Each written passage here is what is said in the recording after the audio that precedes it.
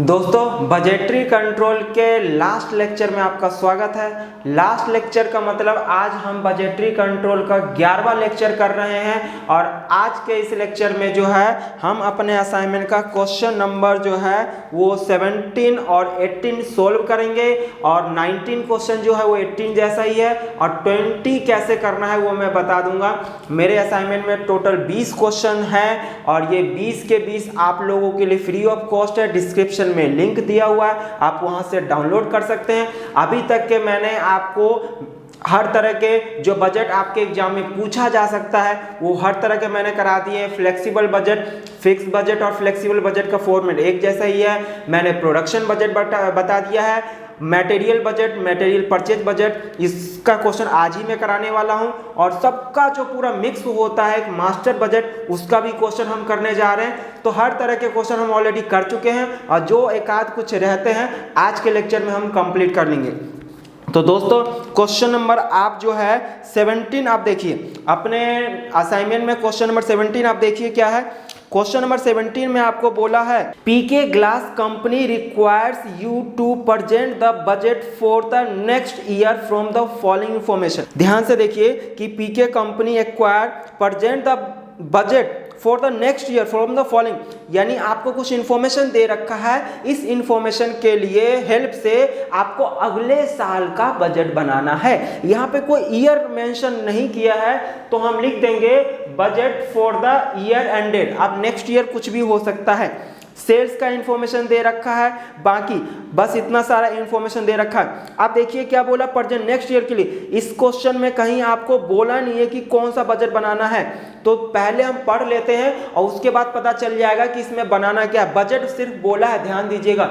और जिस क्वेश्चन में आपको सारा मिक्स आज तक के जो कुछ भी आपने पढ़ा है कोस्टिंग में कॉस्ट कैलकुलेट करना, उसको सेल करके प्रॉफिट कमाना, ये सारा का अगर एक साथ अगर आ जाए तो उसको मास्टर बजट कहते हैं। क्या कहते हैं दोस्तों? Master budget. तो इस क्वेश्चन में ऐसा सब कुछ है। जरा देखते हैं क्या है। आपका स्टार्ट हो रहा है सेल से, तो सेल से स्टार्ट करते हैं। सेल्स में आपका लिखा है tough and glass, bent glass, direct material cost, direct wages है, फैक्ट्री ओवरहेड में इनडायरेक्ट लेबर है, वर्क मैनेजर है, फोरमैन, स्टोर एंड स्पेयर्स है, डेप्रिसिएशन एंड मशीनरी है, डेप्रिसिएशन और मशीनरी है, लाइट एंड पावर है, रिपेयर्स एंड मेंटेनेंस है, अदर सन्ड्रीज है, administrative, selling and distribution expenses दे रखा है और आपको बजट बनाना है। तो इसका मतलब जो है आपको सीधा सीधा बजट, कौन सा बजट बनाना है? मास्टर। क्यों मास्टर है अभी हम जरा समझने की कोशिश करते हैं। सबसे पहले आपको इंफॉर्मेशन दे रखा है सेल्स का और इसमें सेल्स में आपका दो चीज दे रखा है। टफ एंड ग्लास 6 लाख रुपए आपका टफ एंड ग्लास दे रखा है और बेंट ग्लास क्या कितना दे रखा है आपका? 2 लाख रुपए आपका बेंट ग्लास दे रखा है। आपको टफ एंड ग्लास तो मालूम होगा, जो आपने देखे होंगे कि डोर दरवाजे की जगह लगता है। सबसे बड़ा एग्जांपल मैं सीधा सा बताऊं, मेट्रो में, जैसे कि मेट्रो में आपका मेट्रो में जो शीशा खिड़की में जो लगा होता है वो क्या है? एक प्रकार से टफ एंड ग्लास, जो मोटे मोटे ग्लास होते हैं बिल्कुल सीधे सीधे, जो खिड़कियों में जो बड़े बड़े हॉल जो लगाए जाते हैं शोरूम में वहां पे। और बेंट ग्लास जो मुड़ा हुआ होता है, जैसे ग्लास बनाने में जो ग्लास यूज होता है वो कह लीजिए, ठीक है ना, कटोरी बनाने के लिए सारा। तो ये बेंट ग्लास 2 लाख रुपए। ये आपका टोटल सेल्स आ गया। कितने रुपए का आ गया टोटल सेल्स? 8 लाख रुपए का आपका टोटल सेल्स। टोटल सेल्स में से हमको खर्चे घटाने हैं ना, तो सबसे पहले जो खर्चा होता है प्रोडक्शन में उसको कहते हैं फैक्ट्री कॉस्ट। तो आप यहाँ पे हेडिंग लिख लीजिए फैक्ट्री कॉस्ट। फैक्ट्री कॉस्ट में 3 स्टेप होते हैं, 2 स्टेप बोल सकते हैं। सबसे पहला होता है डायरेक्ट मटेरियल और डायरेक्ट लेबर का। तो डायरेक्ट मटेरियल क्वेश्चन में दे रखा है आपका, कितना दे रखा है आपको? दे रखा है क्वेश्चन में 60% ऑफ सेल्स, 60% ऑफ सेल्स। तो 60% ऑफ सेल्स जो है वो आपका आ जाएगा। सेल्स की मैं यहाँ पे वैल्यू रख देता हूँ, सेल्स की वैल्यू है 8 लाख रुपए। तो 8 लाख का 60% आ जाएगा 4,80,000। अब इसमें एक और आता है डायरेक्ट वेजेस या डायरेक्ट लेबर।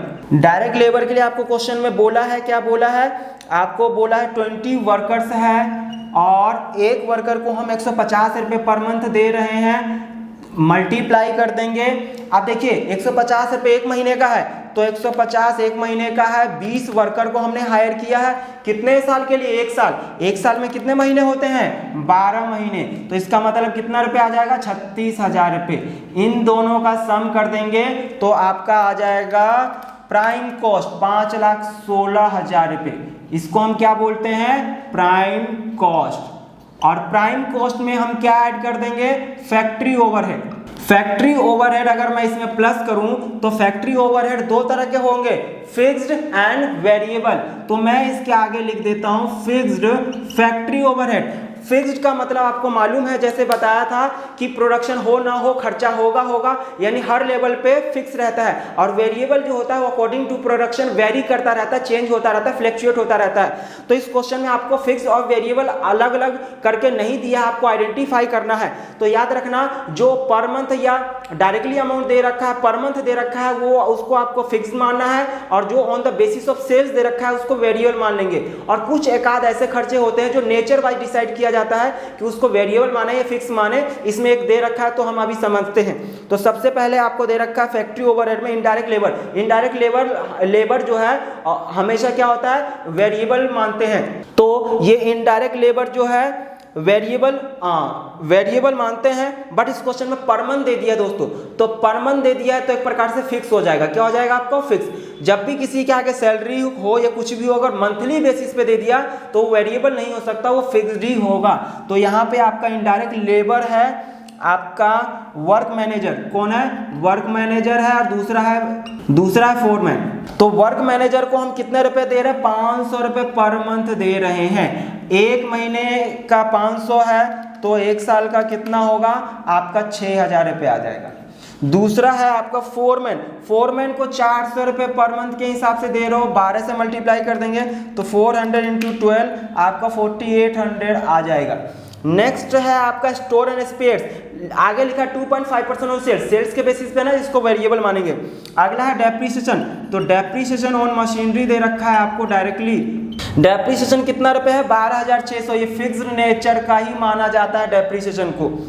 नेक्स्ट है आपका light and power. Light and power भी आपका फिक्स्ड नेचर का आता है। कितना है लाइट एंड पावर? आपका 3,000 रुपये। तो ये आपका फिक्स्ड हो गया, क्योंकि आगे देखिए रिपेयर एंड मेंटेनेंस जो होता है वो हमेशा वेरिएबल मानेंगे। अगर ये पर मंथ ऐसा कुछ लिखा होता तो फिक्स्ड, बट कभी भी रिपेयर जो होता है ना पर मंथ नहीं होता है। रिपेयर कब होता है? जब आपकी मशीनरी खराब हो जाएगी तभी तो रिपेयर पे खर्चा होगा ना। तो रिपेयर जब मशीन ही खराब होगी, इसका मतलब वेरिएबल होगा। मशीन खराब होगा तो देना पड़ेगा, नहीं होगा तो नहीं। तो जो कुछ होने पर खर्चा होता है तो उसे वेरिएबल कहते हैं। तो इसका मतलब वेरिएबल में बाकी और कुछ भी आपका फिक्स नहीं है। तो इसका आप सम कर लीजिए, आपका आ जाएगा ये 26,400। ये क्या आ गया? Fixed factory overhead. और दूसरा होता है वेरिएबल फैक्ट्री ओवरहेड होता है तीसरा। वेरिएबल में सबसे पहले ऊपर ही था, क्या था? Stores and spheres. Store and spheres बोला 2.5% ऑन सेल्स। 2.5% ऑन सेल्स कितना रुपए का? 8 लाख रुपए का। तो 8 लाख रुपए का 2.5% कैलकुलेट कर लीजिए, 20,000 रुपये आ गया। और अगला है आपका क्या था? रिपेयर एंड मेंटेनेंस जो है वो आपका 8,000 रुपये डायरेक्टली है। रिपेयर एंड मेंटेनेंस हो गया। अदर सन्ड्रीज देखो, ये भी बोला 10% on direct wages. Other sundries 10% of direct wages. तो देखिए डायरेक्ट लेबर कितना रुपए का है? 36,000 रुपये का। तो 10% ऑफ 36,000, तो आपका यहाँ पे आ जाएगा 3,600। इनका सम कर देंगे तो ये आपका आ जाएगा 31,000। तो आपने बचपन में सीखा था कि फैक्ट्री कॉस्ट कैलकुलेट करने के लिए प्राइम कॉस्ट में आप फिक्स्ड फैक्ट्री ओवरहेड ऐड कर दें और वेरिएबल फैक्ट्री ओवरहेड ऐड कर दें तो आपका क्या आ जाता है? ये तीनों का सम करने पे आता है फैक्ट्री कॉस्ट। तो आप ये तीनों का सम कर लीजिए तो 5,74,000। इसका मतलब आप इस 8 लाख रुपए का सेल्स में से 5,74,000 रुपये अगर फैक्ट्री कॉस्ट घटा दोगे तो आपका आ जाएगा 2,26,000 रुपये। ये 2,26,000 को आप ग्रॉस प्रॉफिट बोल सकते हैं। क्या बोल सकते हैं? Gross profit. सर ये ग्रॉस प्रॉफिट कैसे? आप याद करिए ट्रेडिंग अकाउंट बचपन में आपने सीखे हैं, trading and profit and loss account. तो उसमें क्या लिखते थे? इधर बाई सेल्स लिखते थे ना, और यहाँ यहाँ पे बहुत सारे खर्चे घटा के टू ग्रॉस प्रॉफिट लिखा करते थे। याद करिए जो ये यहाँ पे जितने खर्चे होते थे, कौन से खर्चे होते थे? फैक्ट्री के खर्चे।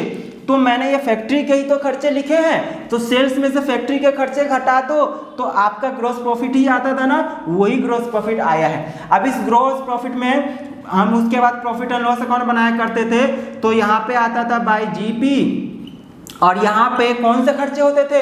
ऑफिस के खर्चे, सेलिंग के खर्चे, बाकी अदर खर्चे ना। तो देखिए इस क्वेश्चन में आपको सबसे लास्ट में लिखा हुआ है administration selling and distribution expense 30,000 per year. तो यानी पीएनएल में जो खर्चा आता था वो डायरेक्टली एक साथ दे दिया है, तो इसमें से आप ये खर्चा घटा देंगे तो आपका आ जाएगा नेट प्रॉफिट। तो आप माइनस कर दीजिए लास्ट में administration selling and distribution expense आपका दे रखा है 30,000 रुपये पर ईयर, एक साल का दे रखा है। तो इसमें से आप 30,000 रुपये घटा देंगे तो आपका आ जाएगा 1,96,000। ये आपका क्या आ गया? ये आपका आ गया नेट प्रॉफिट। कमान है, यही तो था इस क्वेश्चन में कैलकुलेट करना, और कुछ भी नहीं था। सोचिए अगर यही क्वेश्चन आपके एग्जाम में 15 नंबर में पूछ ले तो क्या आप छोड़ के आएंगे? गलती से भी नहीं। तो आप इसको नोट कर लीजिए। अभी क्वेश्चन नंबर 18 करते हैं, जिसमें हम प्रोडक्शन बजट सीखेंगे, मटेरियल बजट सीखेंगे, और उसमें हम मटेरियल परचेज बजट भी बनाना सीखेंगे। तो आप पहले इसको नोट कर लीजिए, फिर क्वेश्चन 18 करते हैं। दोस्तों हम क्वेश्चन 18 कर रहे हैं, तो क्वेश्चन नंबर 18 आप देखिए। Flex Food Products Limited has prepared the following sales budget for the first 5 months of 2021। यानी कि सेल्स बजट दे रखा है, 5 साल का सेल्स बजट बनाना नहीं है, सेल्स बजट बना रखा है 5 साल का, ऑलरेडी सेल्स बजट बना के दे दिया। कितना कितना दे दिया है? 5 महीने का दे रखा है, जैन फेब मार्च अप्रैल मई, 5 महीने का सेल्स बजट आपको दे दिया है। आगे क्या लिखा है? The inventory of finished product at the end of every month is to be equal to 25% of the sales estimated for the next month. हम पहले एक बार पूरा क्वेश्चन पढ़ ले रहे हैं, क्या क्या इन्फॉर्मेशन दे रखा है, क्या क्या बनाना है, फिर हम उसके बाद क्वेश्चन शुरू करते हैं एक एक चीज समझने के साथ। तो आगे लिखा है on 1 Jan 2021 there were 2700 unit of product on hand, यानी 1 जनवरी को मतलब ओपनिंग स्टॉक है। There is no work in progress at the end of any month, कोई वर्क इन प्रोग्रेस नहीं है। Every unit of product require 2 type of material in the following quantities, material A B. अभी देखते हैं क्या है। Material equal to 1/2 of the next months production are to be in hand at the end of every month. This requirement was met on 1 Jan 2021. Budget prices for the purchase of material are, material A का 3 rupees per KG है, material B 2 rupees per KG है। आखिर में लिखा है prepare material budget for the first quarter of 2021 in a logical form also showing the quantities of each type of material to be purchased every month. Also prepare purchase budget. Question में purchase budget बोला है तो purchase budget बनाने के लिए बनाएंगे material budget. तो material budget बनाने के लिए आपको प्रोडक्शन बजट बनाना पड़ेगा। प्रोडक्शन बजट क्यों बनाना पड़ेगा? क्योंकि आपको कितना मटेरियल प्रोडक्शन के लिए चाहिए पहले ये तो पता करना पड़ेगा ना, तभी तो हम मटेरियल का बजट बनाएंगे। तो सबसे पहले आप क्वेश्चन स्टार्टिंग से शुरू करते हैं। तो हमें पहले ये देखना है कि जो मटेरियल बजट बनाना है उसके लिए कितना यूनिट प्रोड्यूस करें। अगर मुझे 100 पेन बनाना है तो 100 पेन बनाने के लिए कितना मटेरियल चाहिए वो तो बाद में देखेंगे ना। पहले हमें ये देखना पड़ेगा कि मुझे कितना पेन प्रोड्यूस करना है इन 3 महीनों में। मैंने पेन का एग्जांपल लिया है बस, तो आप देख लीजिए सेल्स जैन फेब मार्च अप्रैल, यानी कि आपका क्वेश्चन में एस्टिमेटेड सेल्स दे रखा है और ये सारा का सारा यूनिट्स में है। 10,800 है, 15,600 है, 12,200 है और आपका 10,400 है। यही है आपका। मन में ख्याल आ रहा होगा कि सर यहाँ पे तो 3 महीने का बनाना है। क्वार्टर का मतलब मालूम होता है ना 3 महीने का, तो फर्स्ट क्वार्टर का बनाना है मतलब जैन से स्टार्ट हो रहा है तो जैन फेब मार्च 3 महीने का आपको बनाना है। हमने एक एक्स्ट्रा लिया है क्योंकि इस क्वेश्चन में कुछ ऐसा कहानी बोला है। तो जल्दी से देख लेते हैं। The inventory of finished product. आपको इतना बना के बेचना है, इतना यूनिट, ये सारा का सारा यूनिट में इंफॉर्मेशन है, इतना बेचना है। और बोला है कि इन्वेंट्री यानी कि आपको गोडाउन में भी आप देखना चाहते हैं कि भाई क्लोजिंग स्टॉक तो इतना रहना चाहिए हमेशा, तो इतना बेचना है और कितना बना रहना चाहिए, तो उसको ऐड कर दो क्लोजिंग स्टॉक। अब ये क्लोजिंग स्टॉक कितना ऐड किया जाए जरा देखिए ध्यान से कि inventory of finished product at the end of every month is to be equal to 25% of the sales estimated for the next month. यानी अगले महीने, जब जैन की बात करूंगा तो जैन में अगले महीने जितना भी हमने सेल्स एस्टिमेट किया है उसका कितना परसेंट है, 25%। तो 25% ऑफ नेक्स्ट मंथ सेल। और आगे लिखा है ऑन 1 Jan 27, तो ये on 1 Jan 2021 there were 2700 units of product on hand, there is no work in progress, यानी कि वर्क इन प्रोग्रेस नहीं दे रखा है। तो ये ओपनिंग है, ओपनिंग का हम बाद में बात करेंगे। तो बताइए जैन में जो क्लोजिंग स्टॉक होगा वो फैब अगला महीना आपका कितने का सेल्स है, 15,600, उसका कितना परसेंट है, 25%। तो ये 3,900 आपका जैन का क्लोजिंग हो जाएगा। फैब में कितना क्लोजिंग होगा, जो उसके अगले महीने आपका सेल्स है, तो अगले महीने सेल्स कितना है, 12,200, इसका 25% करेंगे तो 3,050 आ जाएगा। नेक्स्ट मार्च में आपका कितना आएगा, मार्च में उतना आएगा जितना अप्रैल में आप सेल कर रहे हैं उसका 25%, तो 10,400 का 25% करेंगे तो आपका 2,600 आ गया। कमाल है। बस यहीं तक हमें आप पता चला क्वेश्चन में कि हमने अप्रैल का क्यों लिया, क्योंकि अगर अप्रैल का यहाँ ना लिखे होते तो ये आपका क्लोजिंग स्टॉक कहाँ से आता। अब ये इनका सम कर दीजिए तो आपका आ जाएगा ये 14,700, यानी कि इतना हमको बना के बेचना है, इतना हमको गोडाउन में स्टोर करके रखना है बना हुआ सामान, तो टोटल इतने की जरूरत थी। बट पिछले महीने जो हमने बनाया होगा यानी अनसोल्ड स्टॉक रह गया है वो तो हटा दो फिर, यानी इतना हमको चाहिए जिसमें से पिछले साल आपके पास अवेलेबल था पिछले महीने वाला। तो देखिए 1 जनवरी को आपका ओपनिंग स्टॉक कितना था, 2700।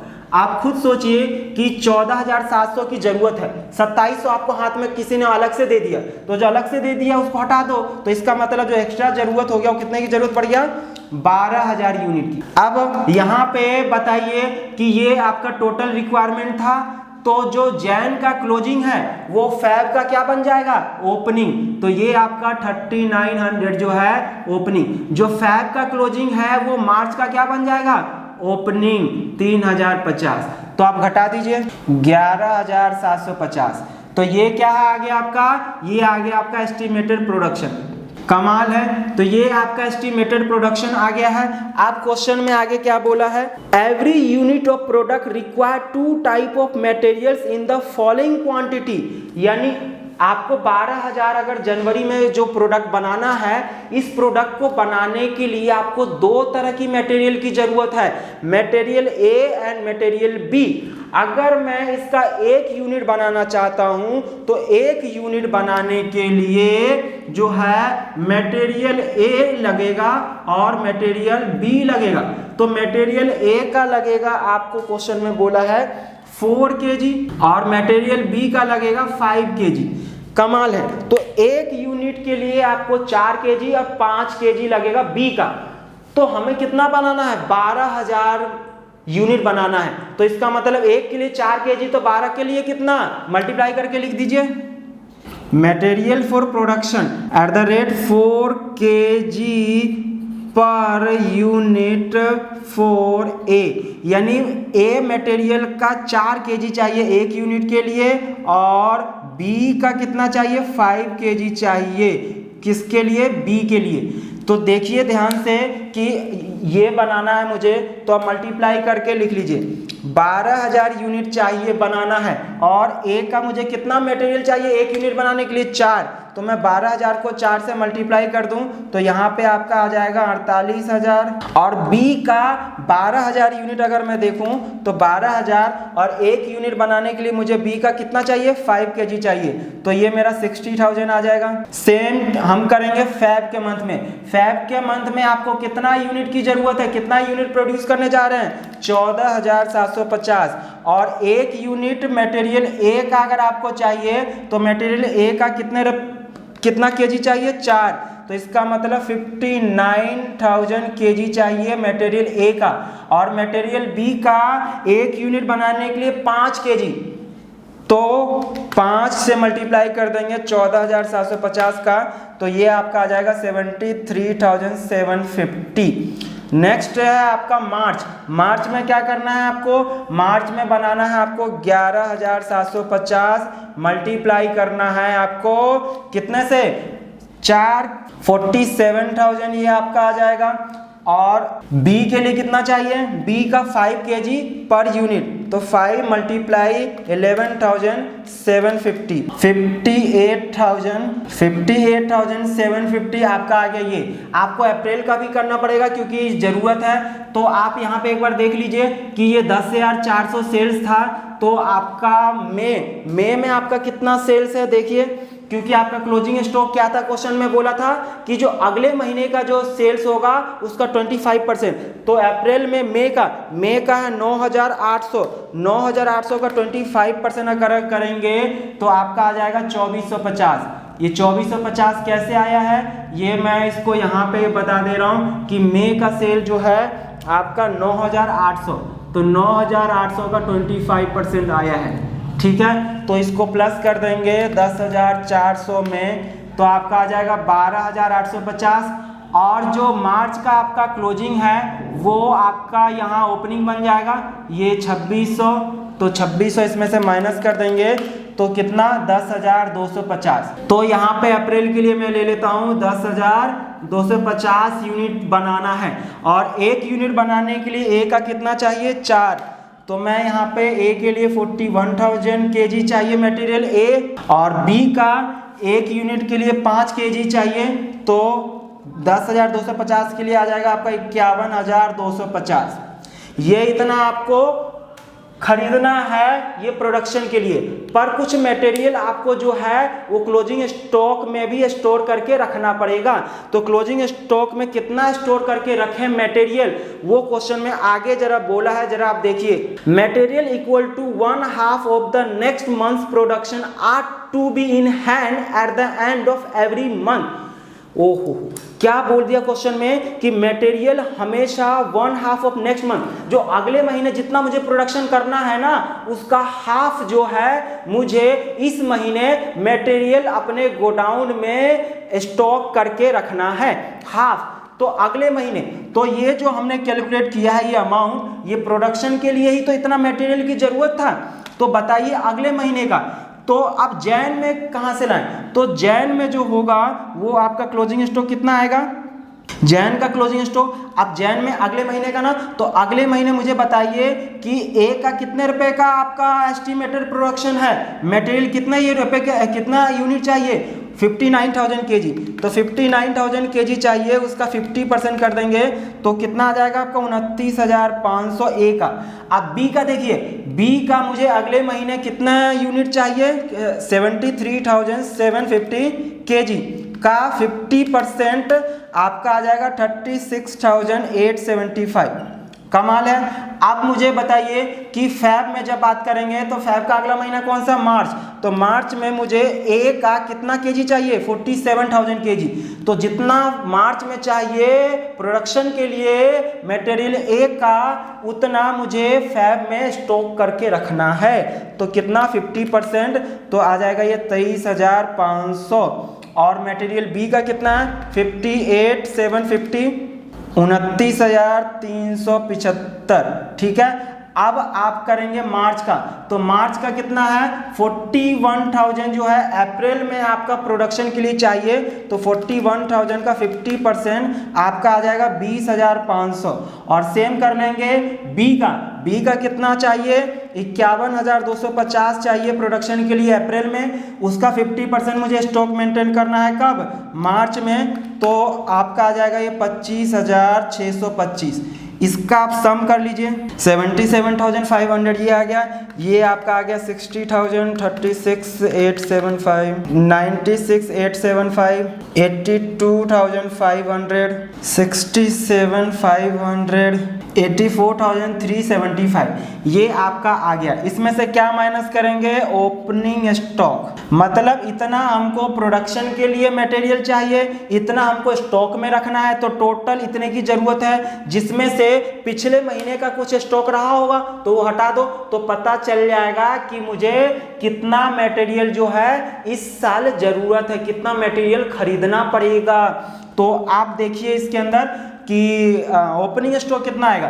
तो एक बात बताइए, जो पिछले महीने का जो क्लोजिंग होगा वो इस महीने का ओपनिंग होगा ना, ठीक है। तो जैन का जो आपका ये क्लोजिंग है 29,500 ए का, वो फैब का ओपनिंग बन जाएगा 29,500, ये 36,875 बी का हो जाएगा, और ए का जो फैब का है वो कब का हो जाएगा? मार्च का हो जाएगा 23,500, और ये 29,375, और जो मार्च का है वो अप्रैल का आपको चाहिए नहीं। सवाल ये है जैन का कहां से आएगा, क्योंकि जैन का तो ओपनिंग तो दे ही नहीं रखा है, जैन का नहीं दे रखा। आपको क्या बोला है क्वेश्चन में कि मटेरियल इन हैंड जो है वो पिछले अगले महीने जो नेक्स्ट मंथ का जो सेल होगा, यानी नेक्स्ट मंथ का लिए जो प्रोडक्शन रिक्वायरमेंट होगा उसका 50%। तो बताइए हमारा पिछले महीने का जो क्लोजिंग होता है वो इस महीने का ओपनिंग होगा, तो जैन से पिछला महीना कौन सा रहा होगा? दिसंबर। तो दिसंबर में अगर हम आ जाते हैं, आज दिसंबर है, अगला जैन है, तो दिसंबर में अगर हम क्लोजिंग स्टॉक कैलकुलेट करना होगा तो जो जैन का एस्टिमेटेड प्रोडक्शन यूनिट रिक्वायर होगा उसका 50% ना, तो दिसंबर। तो जैन का बताइए कितना है आपका एस्टिमेटेड प्रोडक्शन? 48,000 ना, तो यही 48,000 का 50% जो है वो दिसंबर यानी पिछले महीने में क्लोजिंग स्टॉक रहा होगा, और वो जो पिछले महीने का क्लोजिंग है वो इस महीने का ओपनिंग आ जाएगा ना, तो इसका मतलब 48,000 का 50% पिछले महीने क्लोजिंग था, तो इस महीने ओपनिंग बन जाएगा कितना? 24,000 रुपए, और ये बी का 60,000 का 50% 30,000। कमाल है। ये आप घटा के लिख लीजिए 53,500 55,000। तो ये आपका आ गया, क्या आ गया? मटेरियल रिक्वायर्ड, या फिर इसको मैं दूसरा भाषा में क्या बोल सकता हूँ? Material to be purchase, material to be purchase, यानी कितने मटेरियल आपको खरीदना है इस जैन में, फेब में, मार्च में, यानी फर्स्ट क्वार्टर ऑफ द 2021। तो ये आपका प्रोडक्शन बजट के हेल्प से आपका मटेरियल बजट आपका आ गया। अब परचेज बजट कैलकुलेट कर लेते हैं। ये परचेज बजट में हमने यहाँ पे यूनिट कैलकुलेट कर लिया है कि मटेरियल ए का 53,500 kg खरीदना है, मटेरियल बी का इतना खरीदना है, सी, और ये जैन में इतना, फेब में, मार्च में इतना। इसका अमाउंट कितना है? तो देखिए क्वेश्चन में लिखा है कि प्राइस जो मटेरियल ए का है 3 रुपीज पर केजी है, और मटेरियल बी का जो है 2 पर केजी है। तो देखिए सबसे पहले दो मटेरियल की बात हो रही है, ए और बी। तो जैन में मुझे बताइए ए का मुझे कितना यूनिट खरीदना है? 53,500, और बी का कितना खरीदना है? 66,875। और अगर मैं फैब की बात करूं तो फैब में कितना खरीदना है? ए का 53,000 kg, और बी का कितना खरीदना है? 66,250, और मार्च में कितना खरीदना है? 44,000 kg of A and 55,000 kg of B. ये तो केजी आ गया। और प्राइस पर यूनिट क्वेश्चन में आपको दे रखा है, अगर मुझे मटेरियल ए का 53,500 खरीदना है और 1 kg का प्राइस कितना रुपए है? 3 रुपए, तो 3 रुपए यहाँ पे रख दीजिए। और मटेरियल बी कितने रुपए का है?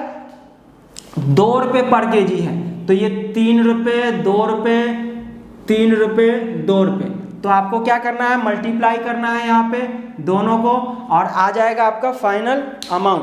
तो आप यहाँ पे मल्टीप्लाई करके लिख सकते हैं 1,60,500, वैसे ही 66,875 मल्टीप्लाई करेंगे 2 से तो 1,33,750। ठीक है, ऐसे ही बाकी का मल्टीप्लाई करके आपको लिखना है और साथ में प्लस भी करते जाना है। तो ये अगर प्लस करेंगे तो 2,94,250 चाहिए जैन में ए और बी दोनों मिला के, मुझे इतना रुपए खर्च करना पड़ेगा। ऐसे मल्टीप्लाई करके लिख लीजिए यहाँ पे 8,27,750। ये आपका कंप्लीट हो गया। ध्यान से क्या समझ में आया कि देखिए हमें मटेरियल ए का जैन में 1,60,500 रुपये मटेरियल ए खरीदने के लिए पैसा खर्चा करना पड़ेगा और बी का इतना। टोटल जैन में मुझे दोनों मटेरियल ए और बी खरीदना पड़ेगा 12,000 यूनिट बनाने के लिए इतने रुपए का। फैब में इतना, मार्च में इतना, और इसी का मैं सम कर दूं, ये तीनों का अगर सम कर दूं तो ये आ जाएगा, और मटेरियल बी का ये अमाउंट सम कर दूं 1, 2 जैन फैब तीनों, तो ये, तो इसका मतलब तीनों क्वार्टर मिला के अगर मैं देखूं मटेरियल ए, तो मटेरियल ए मुझे 4,51,500 जैन फैब और मार्च तीनों मिला के, और मटेरियल बी का जैन फैब मार्च तीनों मिला के मुझे कितने रुपए का मटेरियल खरीदना पड़ेगा, इतना। तो टोटल मुझे 3 महीने में कितने रुपए का मटेरियल चाहिए ए और बी मिला के 8,27,750। तो कमाल है। ये हमारा क्वेश्चन नंबर जो है 18 कंप्लीट हो गया है, जिसमें आपको प्रोडक्शन बजट आपको बनाना किस लिए पड़ा, क्योंकि आपको मटेरियल कितना खरीदना है उसके लिए आपको प्रोडक्शन देखना था कि प्रोडक्शन के लिए मटेरियल कितने की रिक्वायरमेंट है। फिर हमने देख लिया कि कितना मटेरियल खरीदना है, पता चल गया। फिर हमने कैलकुलेट कर लिया कि अगर मटेरियल का प्राइस इतना हो तो कितना रुपए खर्च करने पड़ेंगे। तो दोस्तों मेरे असाइनमेंट में क्वेश्चन नंबर जो है 19 जो है बिल्कुल इसी के जैसा है, उसमें ये नहीं बनाना है, उसमें ये दोनों आपको बनाना है, तो आप बना लेंगे, आपके लिए होमवर्क है। और जो क्वेश्चन नंबर 20 है वो भी आप कर लेंगे। क्वेश्चन नंबर 20 में आपको फैक्ट्री ओवरहेड कॉस्ट बजट बनाना है, तो फैक्ट्री ओवरहेड वैसे ही बनता है जैसे कि आपने फिक्स्ड और फ्लेक्सिबल बजट बनाना सीखा है। और इसमें जो डेटा लिखा है, जो इसका असाइनमेंट का क्वेश्चन नंबर 1 है, बिल्कुल उसी के जैसा है। तो आप बिल्कुल फ्लेक्सिबल की जगह आपको क्या लिख देना है, ऊपर आपको फैक्ट्री ओवरहेड बजट लिख देना है, और बाकी सब कुछ सेम। हम जब फ्लेक्सिबल बजट बनाते थे तो उसमें 3 हेड लिखते थे, फिक्स्ड, वेरिएबल और सेमी वेरिएबल। यहाँ पे आपको 2 पार्ट में स्प्लिट नहीं कर, 3 पार्ट में नहीं करना है। यहाँ पे फैक्ट्री ओवरहेड बजट में आपको सिर्फ फिक्स्ड लिखना है और वेरिएबल लिखना है, और इन दोनों का सम करके आपका ये क्वेश्चन जो है वो कंप्लीट हो जाएगा। बस इतना सही करना है। तो मैं उम्मीद करता हूं कि आप क्वेश्चन नंबर 19 और 20 कर लेंगे।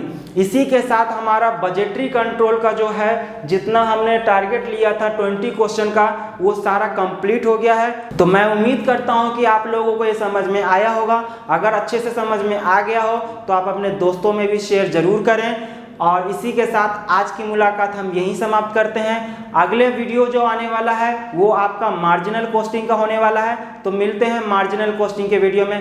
Thank you so much.